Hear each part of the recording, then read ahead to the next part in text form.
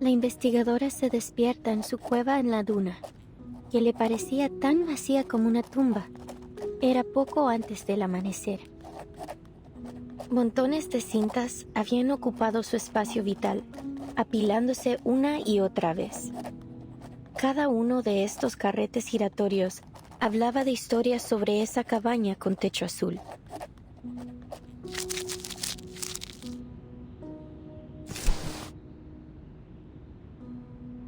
Oyó la voz del asesinado conductor de burros detrás de ella.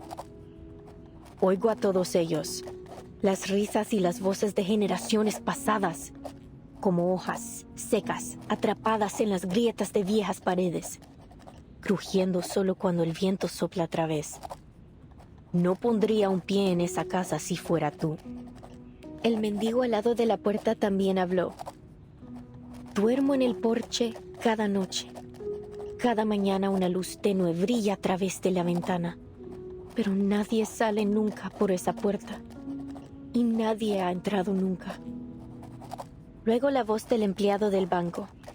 Es la historia del alter ego. Esa casa debe haber estado llena de deudas que nadie reclamaría. La anciana enferma, luchando en su cama, susurró. La casa recuerda esos días, cuando la gente desaparecía en la oscuridad de la noche y los niños eran robados por las tormentas. La investigadora de paracausalidad había oído suficiente y volvió a dormirse. Solo quedaba el traqueteo del dado de Babilonia, resonando en su cueva vacía.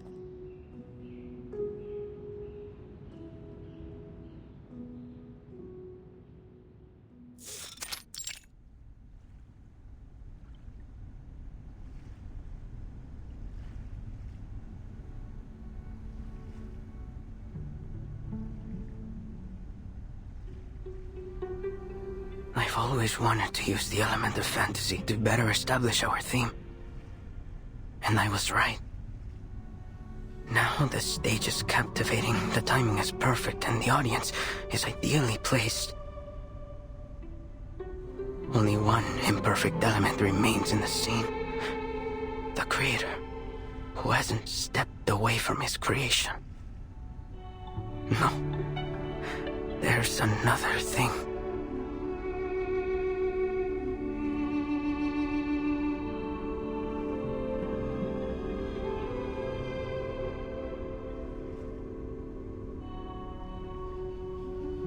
Can you even tell any difference between today's setup and yesterday's? Seriously, Roberta? That's a rude question. Well, what's the difference then? I can't see one either, but you should never judge art by how much it changes in a day. It's a creative process. We might be standing at the edge of the world, but art has no boundaries. We have to show him our support. Easy for you to say. He's been tinkering and tweaking for over 3 months. Even if the idealist himself entrusted him with this exhibition, he can still be wrong sometimes. This gallery is turning into a dump. Estoy viendo fantasmas, todos con las mismas caras, García. Demasiados. Es fácil perderse en ellos.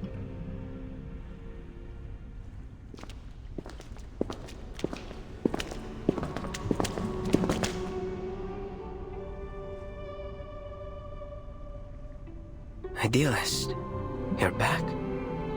Are these new recruits for La Sociedad? You must have had a very successful day. It is good to see you, Garcia. How has your vision progressed today? First a salon, and now an art gallery. Is this really a prison?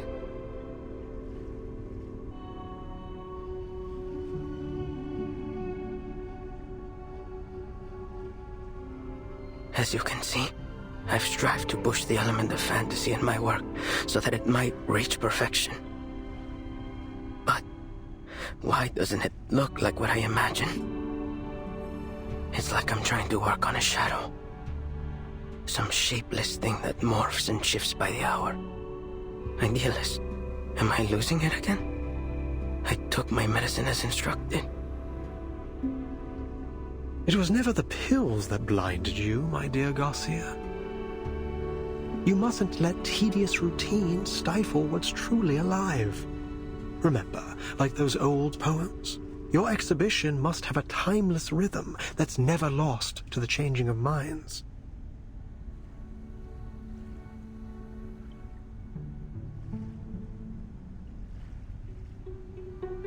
Sorry, maybe I'm just not getting it. Look up. There's your answer. Though the sun rises the same way every day, the multitudes of shadows it casts are ever changing. Isn't that the only constant in life?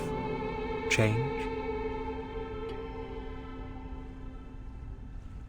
We foolishly pursue stability and constancy, but our very world denies it. Take a step back. Take several, and see the truth for yourself, lest you too become lost among the shifting shadows. I get it now. It's the changing light that makes the exhibit seem different from what I expected. I shouldn't waste my time on freezing things in one perfect moment. Instead, I need to embrace change as it comes. I don't know how to thank you. I won't let you down. I must complete this exhibition. Complete my alter ego.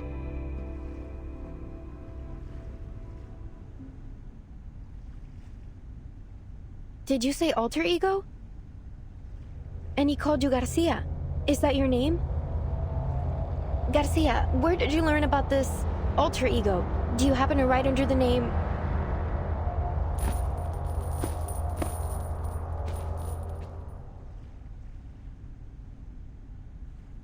Please, Recoleta, give our artist some space. Can't you see? He's already returned to his own time and space. He can't hear a thing you say. He's right. Garcia is deep in his own head now. He won't hear a thing until he's done with whatever he has to do. Even if the floor were to collapse out under us, I think he will be left standing in the air without even noticing. Pardon me then.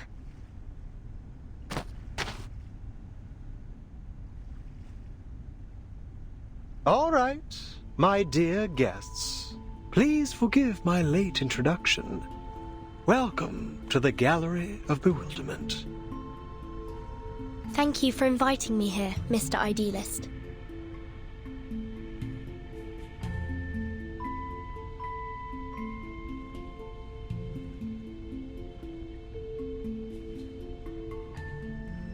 I imagine you're curious about what we do here in the heart of La Sociedad de Poetas de las Americas.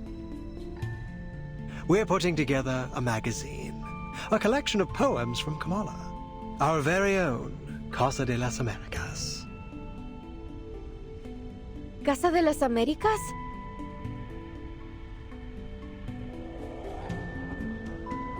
Exactly. Named after its great predecessor.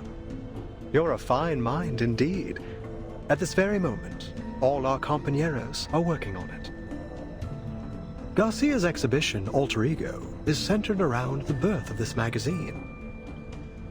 And here, you can see the signatures from all the poets involved, along with a few words they've written for it. Reading it is like looking into the soul of our society. All these signatures.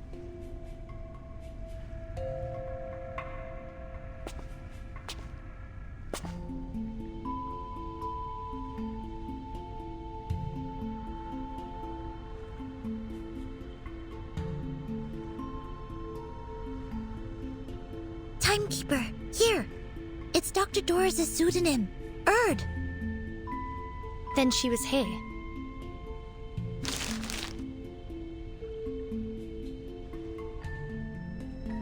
Precisely. She used to be one of us, and Still is, if I may correct myself. You can ask around here. Maybe some of our members know where she went. Don't we all miss the familiar faces of old friends? I'm sure they'll do everything they can to help you find yours.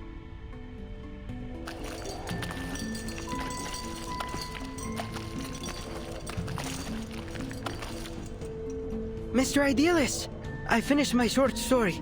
It's called Weightlessness. It drifts around the subject like a ship floating in space. The readers can start anywhere in the story, or read it in any order they like. And please take a look at my piece, Off Limits! Every word that has been forbidden is either erased or replaced with symbols. It's a one-of-a-kind, jarring experience!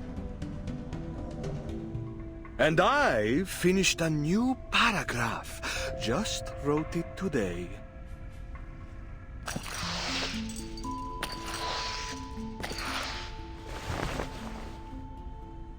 Oh, new faces.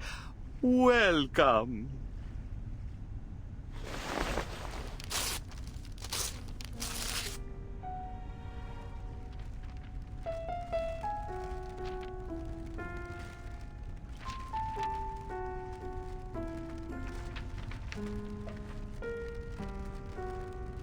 Idealist, did he just... This is the writer for the prologue of our magazine.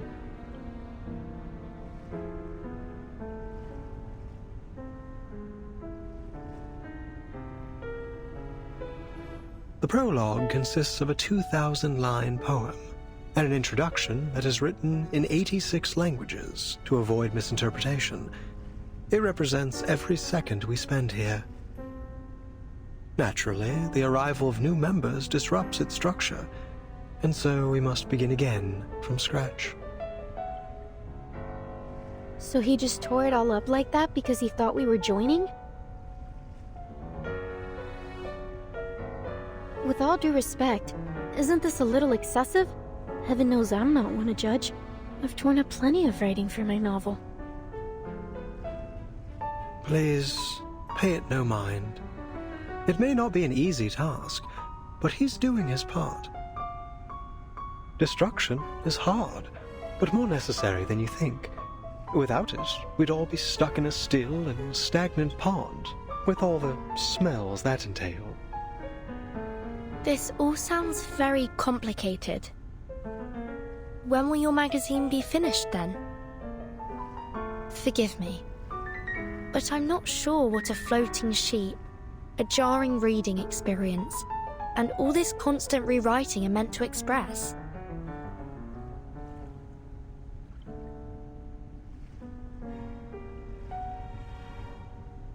As I've said, Komala is unlike any other prison. Miss Jailer, do you mean... This place also serves as a research center, and the prisoners here, for all they claim, are not just poets. They are arcanist criminals, and each one of them has been diagnosed as mentally ill.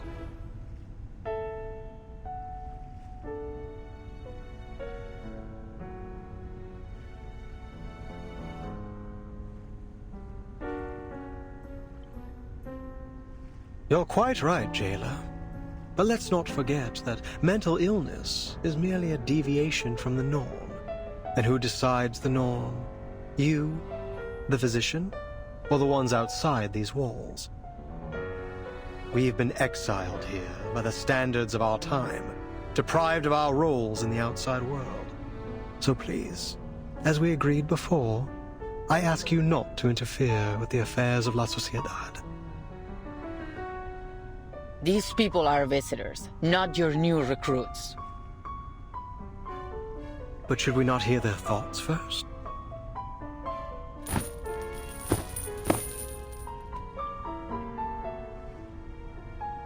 My friends, no one escapes the eye of power. We must resist. Stand with us. Pick up your pen and take poetry as your shield before it is too late. Idealist, I admire your fight, but I came here with a different goal.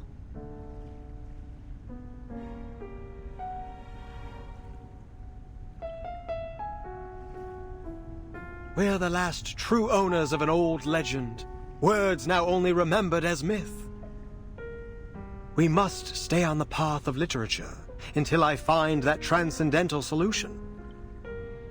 To invent an idiom that is generic, all-encompassing, yet precise. My poem will be written in this language, leaving no room for doubt or misinterpretation. How blessed is a man with infallible memory. He holds the finer details of each object within him, more vivid than anyone else. In the end, he'll have all the answers, if time allows him.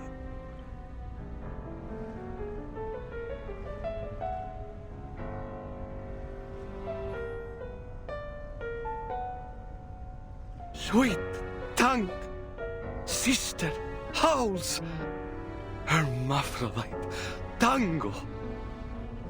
They put the whole city in the nut house. Timekeeper, look over there. Isn't that the prologue writer? There's something off about him. Please, Timekeeper, stay away from him. What's happening? Idealist, Pablo is having another episode. Multiples of us. You make reality sick.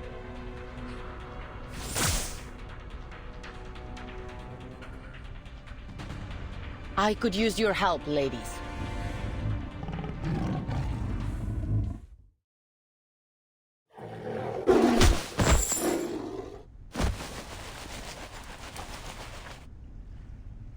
Poor soul. I'll bring him to bed.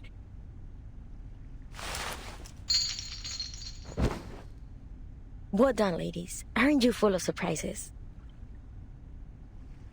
What was all that?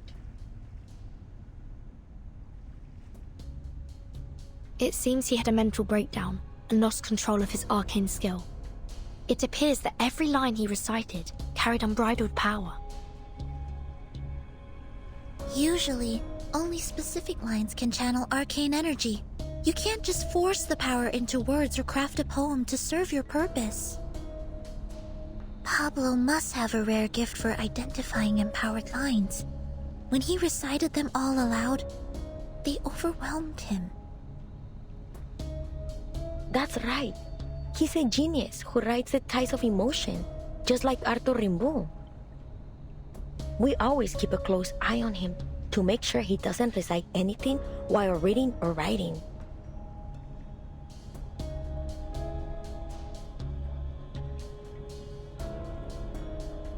But sometimes things slip through.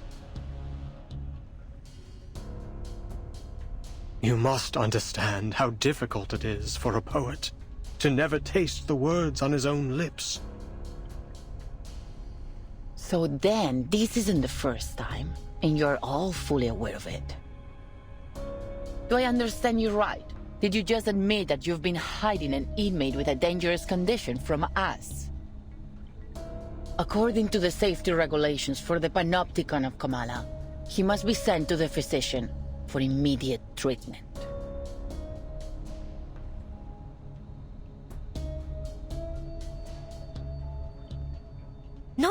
No, wait, we can explain. He's doing fine. We know how to help him. This was just an accident. We got distracted by the new members.